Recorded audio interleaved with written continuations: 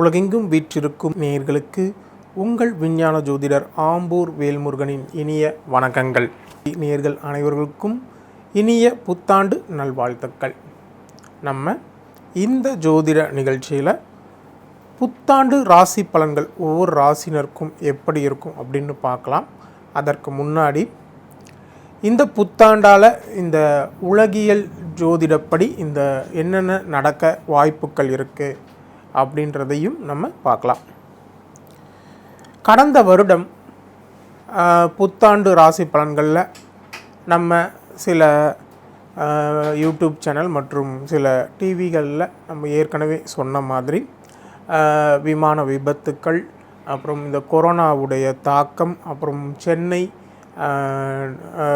வந்து நீரால் பாதிப்படைகிறது, இன்னும் மற்ற பகுதிகளும் நீரால் அதிகமாக பாதிப்படையும் அப்படின்னு நம்ம சொல்லியிருந்தோம். இது போன்ற பல நிகழ்வுகளை கொரோனா வந்து மனிதர்களுக்கு மட்டும் இல்லாமல் விலங்குகளுக்கும் பரவும், விலங்குகளுக்கு புதிய நோய்கள் வரும், இந்த மாதிரியான விஷயங்கள் எல்லாம் 2021 ப்ரிடிக்ஷனில் நம்ம கொடுத்துருந்தோம். அதே மாதிரியான விஷயங்கள் கடந்த வருடம் நம்ம என்னென்ன மாதிரியான ப்ரிடிக்ஷன்லாம் கொடுத்துருந்தோமோ அதில் 90% மேலாக அனைத்து ப்ரிடிக்ஷன்களும் அப்படியே நடந்தன. அதுபோல் இந்த வருடம் உலகியல் ஜோதிடப்படி எந்த மாதிரியான நிகழ்வுகள் இந்த உலகத்தில் நடக்க இருக்குது அப்படின்றதையும் நம்ம பார்க்கலாம்.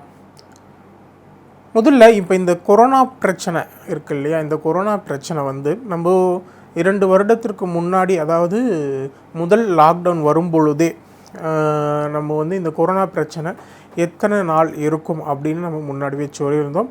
குறைந்தது 2 முதல் 2.5 வருடம் கொரோனாவின் தாக்கம் இருக்கும். அதற்கு பிறகு கொரோனாவிலிருந்து ஓரளவு விடுதலை பெற முடியும் அப்படின்னு நம்ம சொல்லியிருந்தோம். நம்ம சொல்கிற மாதிரியே இன்னும் இந்த கொரோனாவின் பிரச்சனை உலக நாடுகளெல்லாம் இருந்துகிட்டு தான் இருக்குது. அதே மாதிரி கடந்த வருட ப்ரிடிக்ஷனில் மே மாதத்தில் வந்து கொரோனா பிரச்சனை திரும்ப அதிகமாகும்னு நம்ம சொன்னோம். அதே மாதிரி நடந்தது. இந்த வருடம் இந்த கொரோனா பிரச்சனை எப்படி இருக்கும் அப்படின்னு பார்த்தோம்னா, இந்த வருட ஆரம்பத்திலே இந்த வருட ஆரம்பத்திலே ஜனவரி, பிப்ரவரி, மார்ச், ஏப்ரல் அப்படின்னு சொல்லிட்டு அது ஜூன், ஜூலை வரையும் இந்த கொரோனாவின் தாக்கம் அதிகமாக இருப்பதற்கான வாய்ப்புகள் உண்டு. பழைய மாதிரி சில இடங்களில் அதிகபட்சமாக கொரோனா பரவுறது, லாக்டவுன் வர்றது, இந்த மாதிரியான விஷயங்கள்லாம் வருவதற்கான வாய்ப்புகள் இந்த ஜூலை மாதத்துக்குள்ளே இருப்பதற்கான வாய்ப்புகள் உண்டு. இந்த வருட பிற்பகுதியில் கொரோனாவின் தாக்கம் குறைவதற்கான வாய்ப்புகள் உண்டு. இந்த வருடம் முடிந்த பிறகு 2023 முதல் கொரோனா அப்படின்ற ஒரு விஷயம் முழுவதுமாகன்றதை விட தற்போது உள்ள அளவுக்கு மிகப்பெரிய பீதி அடைய அளவுக்கு இல்லாமல் ஓரளவுக்கு அதன் தாக்கம் சர்வசாதாரணமான ஒரு விஷயமாக மாறக்கூடிய சூழல் உருவாகும். இருப்பினும் இங்கொன்றும் அங்கொன்றுமாக இந்த கொரோனாவின் தாக்கம் ஏதோ சில நாட்களில் ஏற்படுவதற்கான வாய்ப்புகள் உண்டு. அதன் பிறகு இந்த கடந்த வருடங்கள் வந்து சில விபத்துக்கள்லாம் நடந்தது. அதே போல் இந்த வருடமும் மிகப்பெரிய விபத்துக்கள் ஆங்காங்கே நடக்கிறது. இயற்கை பேரழிவுகள் வருவது, நிலநடுக்கம், நீரால பாதிப்புகள் அதிகமாக நடக்கிறது, நிலச்சரிவுகள், அப்புறம் விமான விபத்துக்கள் நடக்கிறது.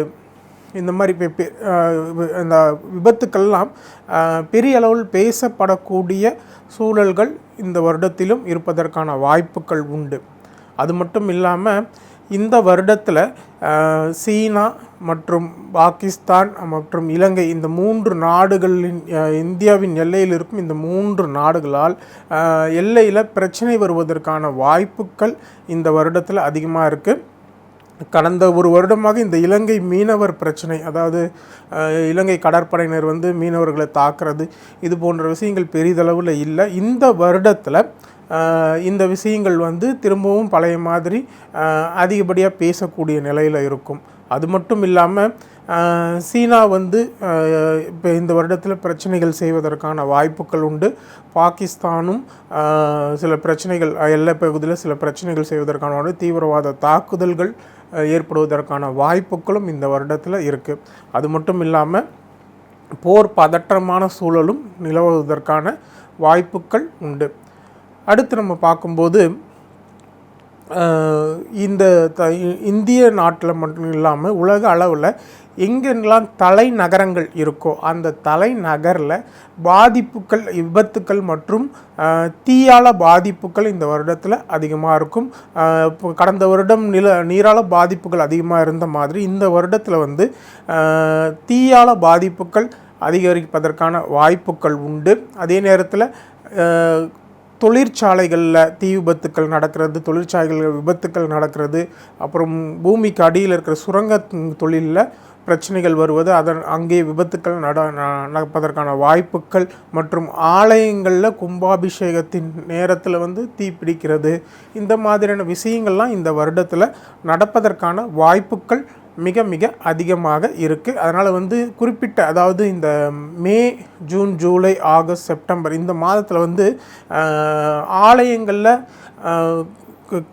கும்பாபிஷேகம் அந்த மாதிரியான விஷயங்களை தவிர்க்கிறது நல்லது. அப்படியே நடத்தினாலும் அதில் அந்த விஷயங்களில் நீங்கள் மிகவும்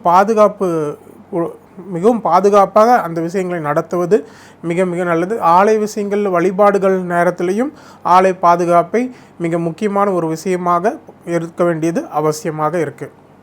அடுத்து உலக தலைவர்களுக்கு இந்த வருடத்தில் ஏதேனும் பாதிப்புகள், அதாவது முக்கிய நாட்டின் அதிபர்கள் இந்த மாதிரியான இருக்கிற நிலையில் இருக்கிறவங்களுக்கு ஒரு கண்டம், அதாவது உயிருக்கு ஆபத்தான நிலை இந்த வருடத்தில் ஏதேனும் ஒருவருக்கு உருவாவதற்கான வாய்ப்புகள் உண்டு. அதே நேரத்தில் இராணுவத்துறையில் இருக்கிறவங்களுக்கும் காவல்துறையில் இருக்கிறவங்களுக்கும் இந்த வருடம் கொஞ்சம் கடினமான காலகட்டமாகவும், அவர்கள் விமர்சனத்துக்குள்ளாவது, அவர்களால் பிரச்சனைகள் உருவாகுவது, அது வந்து ஒரு பேசு பொருளாக மாறக்கூடிய சூழல் உருவாகும். அதே நேரத்தில் விளையாட்டுத்துறையில் இருக்கிறவங்களுக்கும் இந்த காலகட்டத்தில் கொஞ்சம் கவனமாக இருக்க வேண்டியது அவசியம். அவர்களுக்கும் பிரச்சனைகள் வருவதற்கான வாய்ப்புகள் மிக மிக அதிகமாக இருக்குது.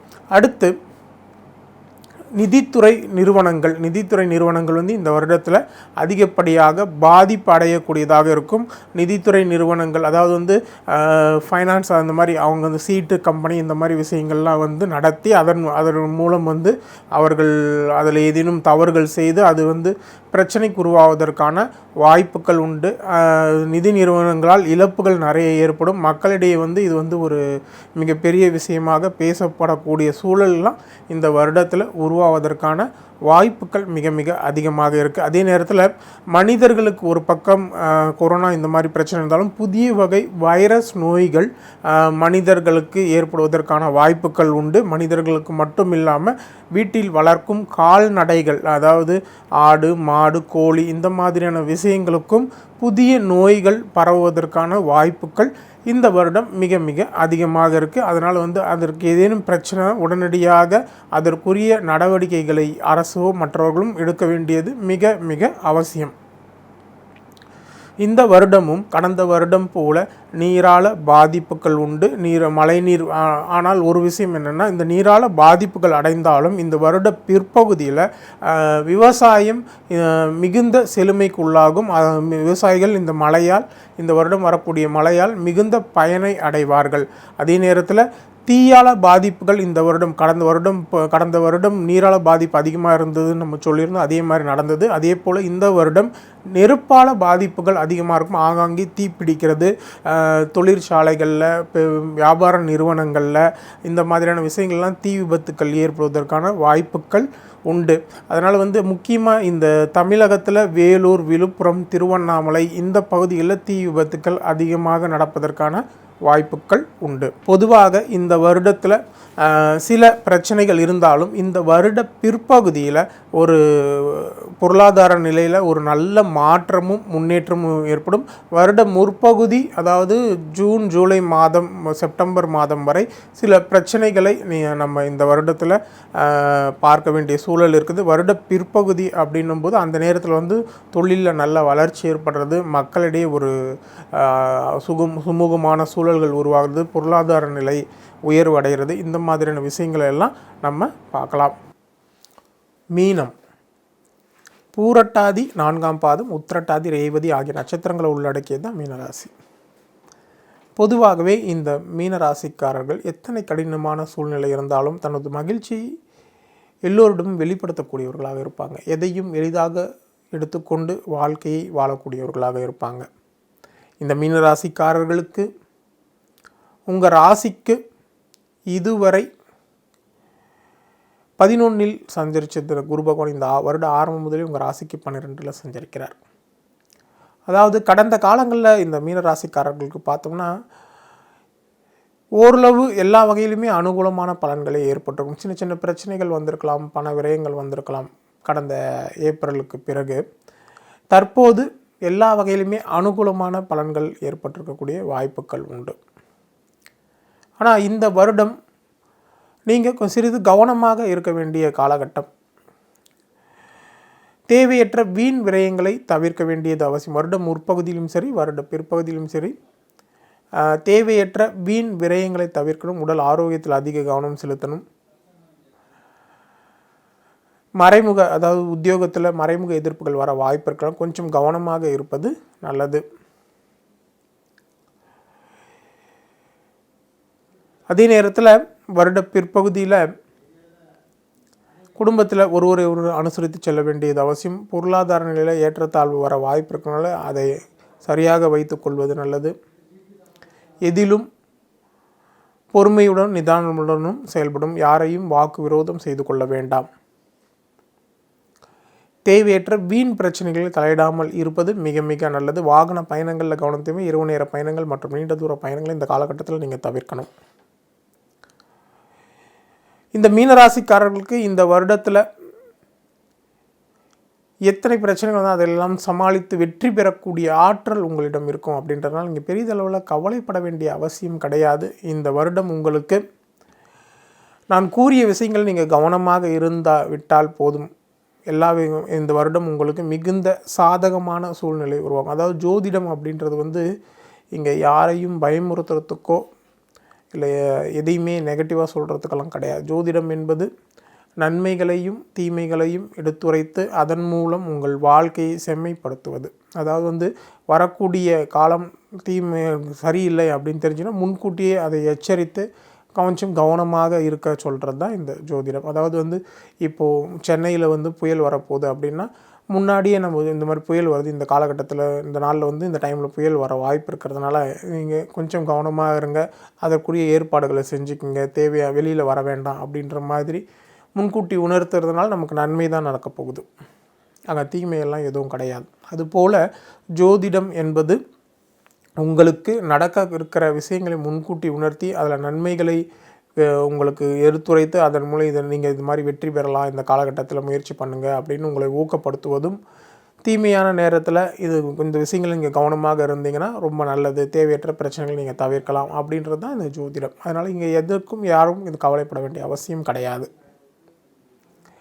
அதனால் இந்த காலகட்டத்தில் வீண் விரயங்கள்லாம் ஏற்பட வாய்ப்பு இருக்கிறதுனால இங்கே அந்த விஷயத்தில் கொஞ்சம் கவனமாக உடல் நிலை பாதிப்புனா உடனடியாக மருத்துவரை அணுக வேண்டியது மிக மிக அவசியம். யாரையும் பகைத்துக்கொள்ள எதிலும் பொறுமை நிதானம் விழிப்புணர்வோடு செயல்படுவது நல்லது. இந்த மீன ராசிக்காரர்களுக்கு வியாபாரிகளுக்கு பார்த்தோம்னு வச்சுக்கோங்களேன், வருட முற்பகுதியிலும் சரி பிற்பகுதியிலும் சரி வியாபாரத்தில் கொஞ்சம் கவனமாக இருக்கணும். புதிய வியாபார முயற்சிகளை தவிர்க்கணும். கூட்டாளிகளிடம் கவனமாக இருக்கிறது நல்லது. உங்களுடைய பணியில், அதாவது வியாபாரத்தில் அதிக கவனம் செலுத்த வேண்டியது அவசியம். உத்தியோகத்தில் இருக்கிறவங்க உத்தியோகஸ்தர்களுக்கு பார்த்தோம்னா அலுவலகத்தில் மற்றவர்களை அனுசரித்து செல்லுங்கள். யாரிடமும் பகைமை பாராட்ட வேண்டாம். உயரதிகாரிகள் சக ஊழியர்களிடம் நல்ல உறவுகளை ஏற்படுத்தி கொள்ளுங்கள். உங்கள் பணியில் அதிக கவனமாக இருங்க. காலதாமதத்தை தவிர்க்கவும். அடுத்து அரசியல்வாதிகளுக்கு இந்த காலகட்டம் கொஞ்சம் பொறுமையாக இருக்க வேண்டிய காலகட்டம். தலைமையை அனுசரித்து செல்லுங்கள். மற்றும் சக ஊழியர்கள் தலைமையை அனுசரித்து செல்லுங்கள். சகாக்களை அனுசரித்து செல்வது நல்லது. மக்களை அணுகும் பொழுது மிகுந்த கவனமாக இருக்க வேண்டியது அவசியம். வீண் வாக்குவாதத்தை வீண் பேச்சை தவிர்க்க வேண்டியது அவசியம். அடுத்து கலைத்துறையினருக்கு இந்த காலகட்டத்தில் கொஞ்சம் கவனமாக இருக்கிறது நல்லது. தற்போதுள்ள வாய்ப்புகளை சரியாக பயன்படுத்தி கொள்ளுங்கள். புதிய வாய்ப்புகள் தாமதமாகலாம். அடுத்து மாணவர்களுக்கு படிப்பில் அதிக கவனம் செலுத்துவது நல்லது. எந்த விஷயத்தையும் காலம் தாழ்த்தாமல் உடனடியாக செய்து விடுவதும் உடனடியாக படித்து விடுவது நல்லது. தொடர் முயற்சி, அதாவது விடாமுயற்சியுடன் படிப்பதே உங்களுக்கு இந்த காலகட்டத்தில் வெற்றியை ஏற்படுத்தி தரும்.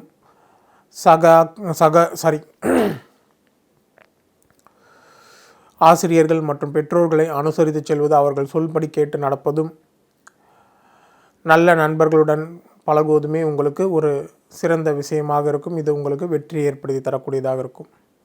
இந்த கும்பராசிக்காரர்கள் உங்கள் ராசிக்குரிய சிறந்த பரிகாரம் அப்படின்னு பார்த்தோம்னா, நீங்கள் திருச்செத்தூரில் இருக்கிற முருகப்பெருமான ஒரு வியாழக்கிழமையில் சென்று வழிபடுறது உங்கள் ராசிக்குரிய சிறந்த பரிகாரமாக அமைந்து உங்கள் வாழ்வில் அனைத்து சுபிட்சங்களையும் ஏற்படுத்தி தரும்.